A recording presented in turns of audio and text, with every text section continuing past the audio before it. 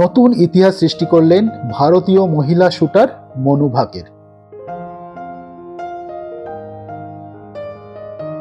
2024 Paris অলিম্পিকে ভারতবর্ষকে দুটো পদক প্রথম এনে দিলেন মনু ভাকের।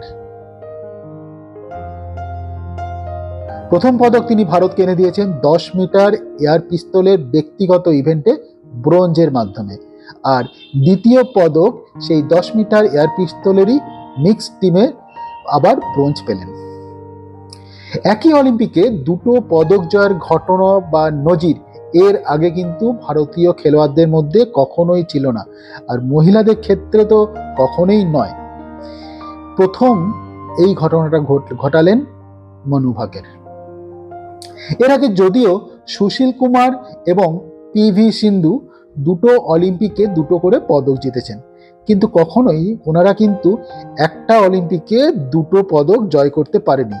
আমি কিন্তু তাদের কৃতিত্ব খাটো করছি না, অনেকটাই বড় কৃতিত্বে পরপর দুটো অলিম্পিকে পদক জয় করা, কিন্তু মনু ভাকের একই অলিম্পিকে দুটো পদক জয়, এটা কিন্তু ভারতীয় হিসাবে সত্যি একটা বড় ঘটনা এবং ভারতীয় ক্রীড়া জগতে এটা একটা যুগান্তকারী। আর সেই কাজটাই কিন্তু করে দেখালেন মনু ভাকের। ভারতের অলিম্পিকের পদক জয়ের ইতিহাস যদি একটু ঘাটা যায় তাহলে সেক্ষেত্রে দেখতে পাবো নরমান প্রিচারের নাম। উনিও কিন্তু একটা অলিম্পিকে দুটো পদক পেয়েছিলেন ভিন্ন দুটো ইভেন্টে, কিন্তু ঘটনাচক্রে উনি কিন্তু জন্মসূত্রে ব্রিটিশ ছিলেন, ভারতীয় ছিলেন না। তাই শুদ্ধ ভারতীয় হিসাবে যদি বলতে হয় তাহলে মনু ভাকের কিন্তু এই কৃতিত্বের প্রথম দাবিদার, আর এটা কিন্তু ভারতবর্ষের মহিলা খেলোয়াড়দের কাছেও একটা বড় উৎসাহব্যঞ্জক ঘটনা। 22 বছরের ভারতীয় শুটার মনু ভাকের 2002 সালে হরিয়ানার ঝাজর জেলার গড়িয়া গ্রামে জন্মগ্রহণ করেন। সাধারণ একজন মধ্যবিত্ত পরিবারের মহিলা হয়ে আজ অলিম্পিকের একটা শীর্ষ পর্যায়ে পদক জয়, এরকম একটা বিরাট বড় কৃতিত্ব কিন্তু উনি করে দেখিয়েছেন। অলিম্পিকে এই জোড়া পদক ছাড়াও মনু ভাকের আগে ওয়ার্ল্ড চ্যাম্পিয়নশিপের সোনা কিন্তু রয়েছে। এছাড়াও জিতেছেন এশিয়ান গেমস এবং ওয়ার্ল্ড কাপ আর কমনওয়েলথ গেমসেও কিন্তু উনি সোনা জিতেছেন।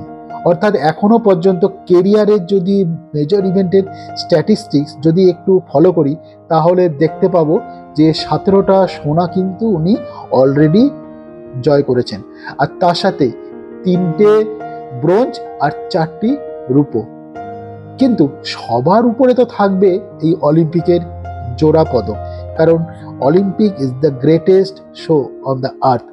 আর এই শোয়ে নিজেকে মেলে ধরে আবার সেখানে সাফল্য অর্জন করা, সেটা কিন্তু চারটিখানি কথা নয়। একটা সময় ভারতীয় খেলোয়াড়দের মধ্যে এই মানসিকতা ছিল যে অলিম্পিকে যোগদান করাটাই হচ্ছে আসল কথা, পদক জেতাটা বড় কথা নয়। কিন্তু বিগত কয়েকটা অলিম্পিকের দিকে যদি আমরা নজর দিই তাহলে কিন্তু দেখতে পাবো যে ভারতবর্ষ কিন্তু ক্রমান্বয়ে বেশ ভালোই পদক জয় করছে এবং আশা করছি ভবিষ্যতে আরও বেশি পদক পাবে।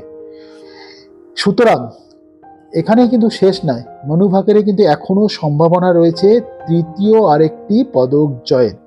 আমরা চলুন সমস্ত ভারতবাসী হিসাবে ওনার প্রতি প্রার্থনা জানাই ভগবানের কাছে, যাতে তৃতীয় পদকও যেন মনু ভাকের হাত ধরে আবার ভারতবর্ষে আসে। শুভকামনা রইল, আমরা সবাই গর্বিত মনু ভাকের জন্য। ধন্যবাদ এই ভিডিওটা শেষ পর্যন্ত দেখার জন্য।